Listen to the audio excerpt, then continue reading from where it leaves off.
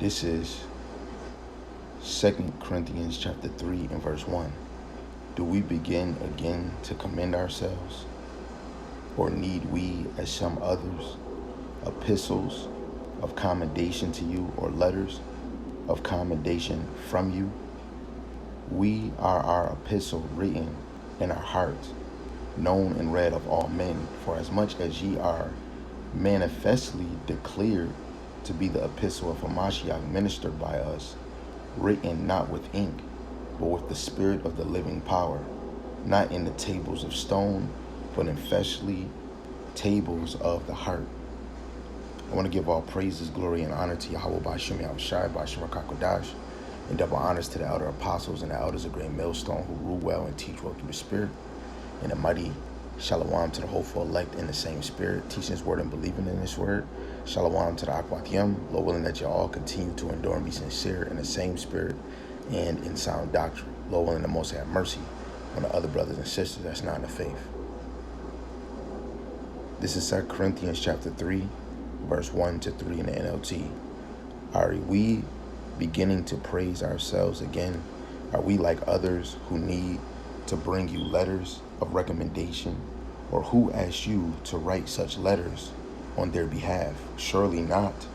The only letter of commendation we need is you yourselves. Your lives are a letter written in our hearts. Everyone can read it and recognize our good work among you. Clearly, you are a letter from Hamashiach showing the result of our ministry among you. This letter is written not with pen and ink, but with the Spirit of the living power.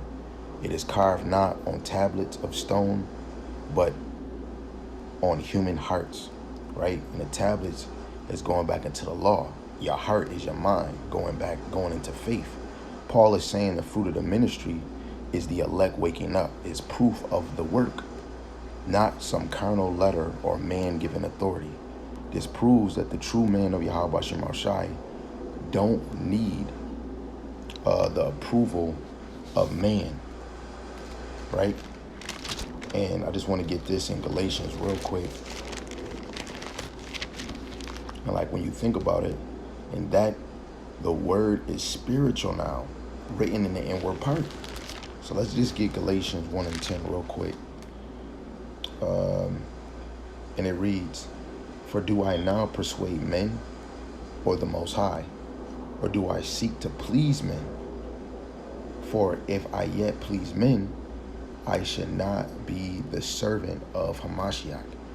And guess what? This is not a man seeking ministry. This is not to glorify ourselves. This is not about us boasting on ourselves, right? When you go to Galatians 6 and 3, he said, for if a man think himself to be something when he is nothing, he deceiveth himself, right? And none of us can really teach this in its truest form unless the Rakak Kodash is dealing with us.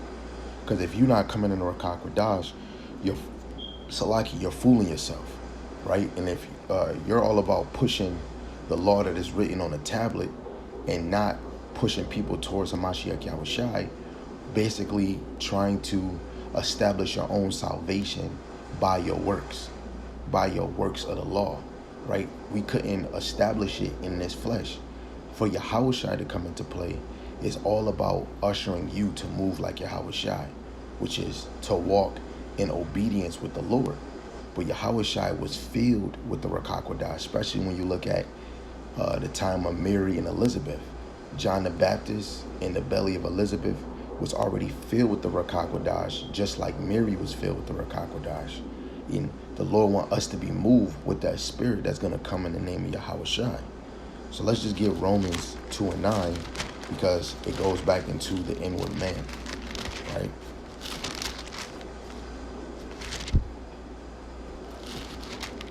And the apostles were set up to be the ministers of the new covenant, right? This is Romans 2, and I'll start at verse 27. It says, and shall not uncircumcision, which is by nature, if it fulfill the law, judge thee? Who by the letter and circumcision doest transgress the law? For he is not a Jew, which is one outwardly, neither is that circumcision which is outwardly in the flesh, right? Because this be circumcised in the heart. It says, but he is a Jew which is one inwardly, and circumcision is that of the heart, in the spirit, and not in the letter, whose praise is not of men, but of the Most High. And this goes back to 2 Corinthians, the 3rd chapter, the 3rd verse, the last sentence, right? Where it says, but the spirit of the living power, not in tables of stone, but in fleshly tables of the heart, right? Which is your mind, being circumcised, which is in the spirit. And it's not us, moving by the letter, right? We establish the law, but we're not trying to gain our own salvation by our works. So we want to be an Israelite inwardly, right? Inwardly, we want to present ourselves to Yahweh Ba'ashem Yahushai. Let's get the book of Jeremiah, the 31st chapter. Jeremiah 31, verse 33, right?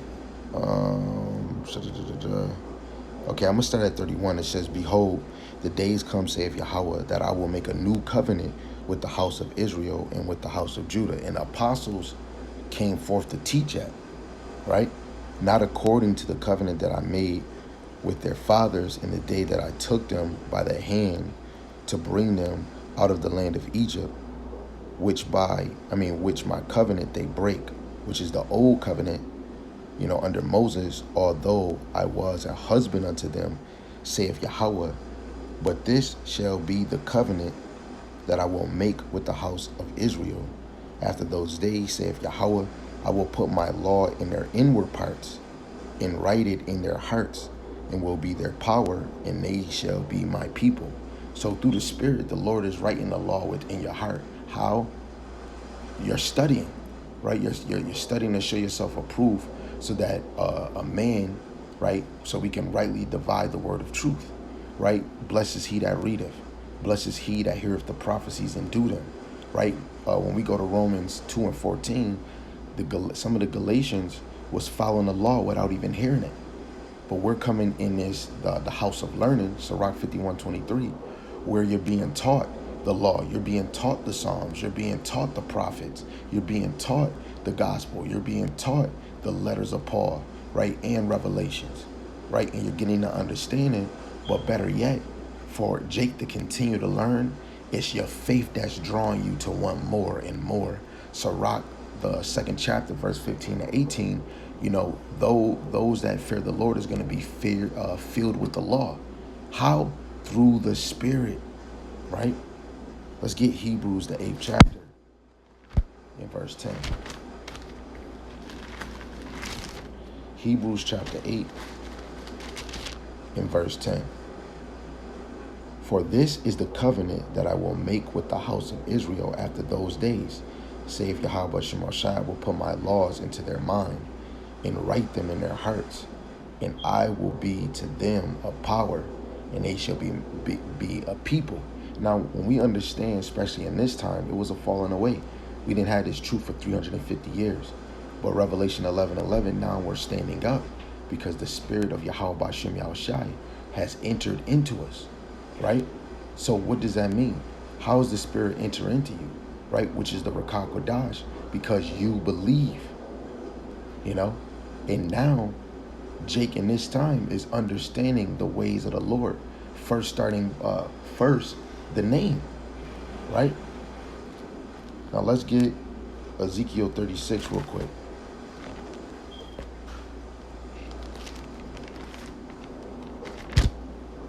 This is Ezekiel 36, verse 26. And it reads, and this is all set up in the kingdom, but through the Spirit, how is Jake changing? How is men ruling their household? How are some women coming into faith, playing a role as a wife, as a mother, better than what they was in the world, right? It's because the Lord is building you up from your mind, right? Because the Lord is searching the heart. He tries to reign and give every man according to his ways. It's the Lord that's giving you this knowledge because of your consistent faith, your consistent of seeking the Lord face continually, right? Ezekiel 36, verse 26. A new heart also will I give you, and a new spirit will I put within you, and I will take away the stony heart out of your flesh, and I will give you a heart of flesh.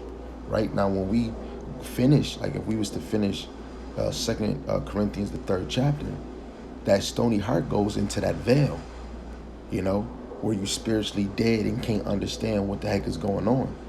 But for those that are of the elect, that veil got taken off, because through the Spirit, the believers are going to obtain the understanding of salvation. They're going to understand the good news, right? So let's just get another one that it's just going to all line up with each other, right? Go to Hebrews, the 10th chapter, and verse 16.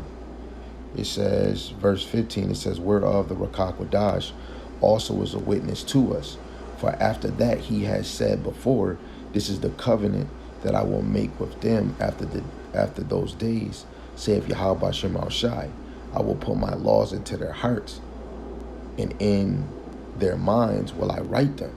Right? Now, before we get in the kingdom, how is these things going to be in our heart? How are they going to be in our mind? Right? If the Lord wants us to move by faith and not try to establish our own salvation by the law, where you had some teachers stabbing the law, and they were, the veil was over them, and they couldn't understand Yahweh Shai.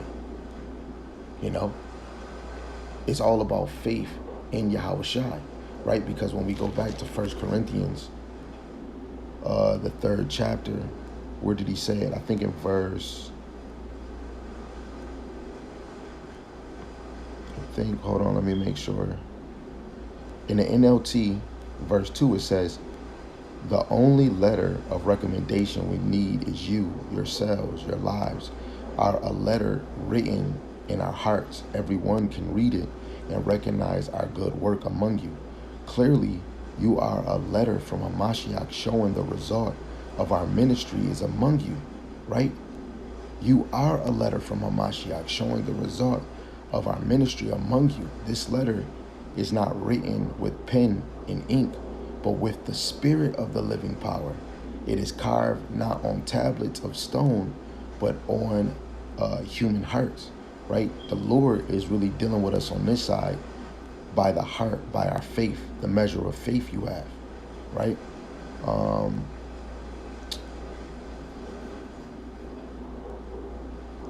want to get another one.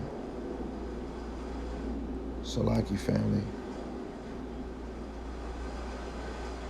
So, dealing with this point, I want to get Hebrews, the 9th chapter, verse 14. It says, how much more shall the blood of Hamashiach, who through the eternal Spirit offer himself without spot to the Most High, purge your conscience from dead works to serve the living power, right? Dead work is in the law, where, look at Jake, we would see somebody commit adultery, and we know back then they would get stoned to death. Guess what? Jake would see it and then go back to doing it again, right? So it wasn't beneficial, because it goes back to brothers teaching the fear of the Lord. You know, we were supposed to get fear seeing somebody get put to death for doing adultery and then don't do it. But now that we have Yahweh Shai, which is a clear view of understanding that the Lord, you know, sent Yahweh Shai, which even Job in the 9th chapter, he said, I wish I had a mediator between me and the Most High. Actually, you know, just for edification's sake, let me just get it real quick, and then we'll close. This is Job 9, verse 32 in the NLT. It says, the Most High is not a mortal like me, so I cannot argue with him or take him to trial. If only there were a mediator between us, someone who can bring us together. That's the reconciliation. It says, the mediator could make the Most High stop beating me, and I would no longer live in terror of his punishment, right? Because you have punishment of the law where most of the time you'll be put to death, right? Get afflicted, right? Persecuted just for the sins that you committed. Look at Jake. Every time when we went sinning, the Lord sent nations to spoil us. you know? So even Job is speaking of a mediator between, so we can actually come together to Yahweh. Through Yahweh Shai, we're reconciled back to the Heavenly Father. Then I could speak to him without fear, but I cannot do that in my own strength. I said that was my last one because it was my last one, but I just want to get this, that where it just said, then I could speak to him without fear. Let me just get this in the book of Luke, the first chapter, right? Luke chapter 1, when you read from 67 down. So I just want to get this point.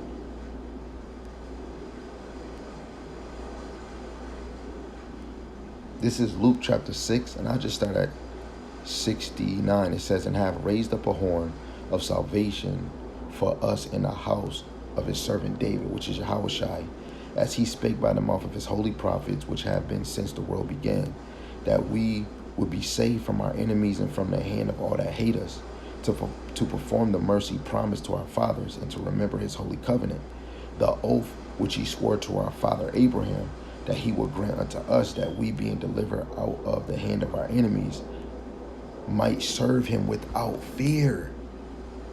And how are we serving him without fear? Because of the mediator, Yahushai. Right? Is one meter, is one most high and one mediator. Right? And that's Hamashiach Yahushai. Again and again, Yahushai is the key to our faith. Yahushai is the key to our success. Right? So that was my last one. Right, let me get this one. Hebrews chapter 9, verse 14. How much more shall the blood of Hamashiach, who through the eternal spirit offer himself without spot to the Most High, purge your conscience from dead works to serve the living power. And we literally just read this a second ago, but I'm gonna read 15 too. And for this cause he is the mediator of the New Testament. When we go back to 2 Corinthians, the 3rd chapter, I believe verse 1 to, let me see, I want to make sure. Verse 1 to,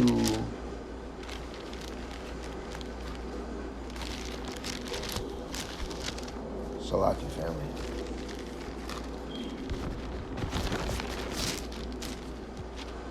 My pages got slippery.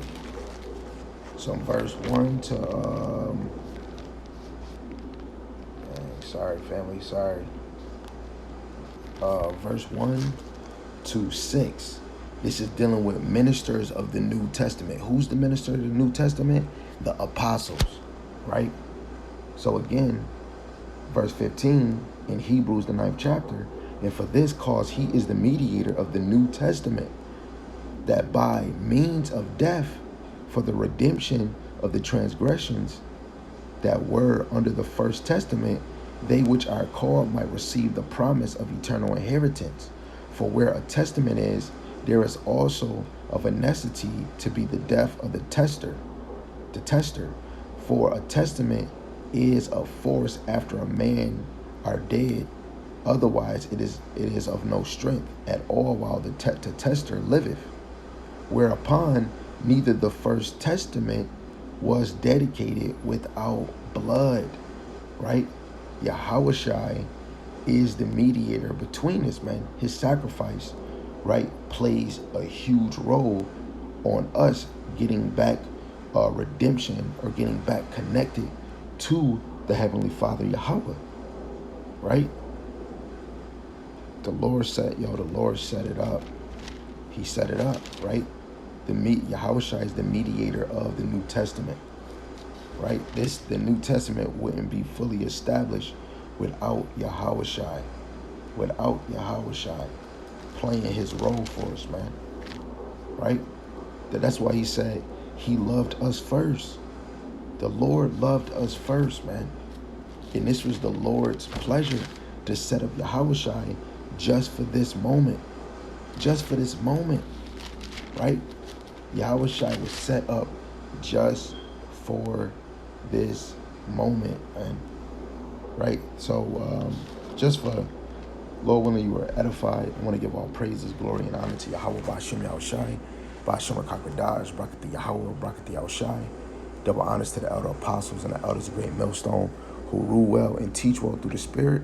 And a mighty shalom to the hopeful elect in the same Spirit, teaching His word and believing His word. Shalom to the Akwat Yom, believers of His faith and His truth. Lord willing that you continue to pursue your lot, which is being a loving and silent and virtuous wife. And Lord willing, the Most have mercy on the other brothers and sisters that's not in the faith. And Lord willing, we can continue to pursue Yahweh Shemal Shai with faith. With that, shalom, shalom, abal, abal.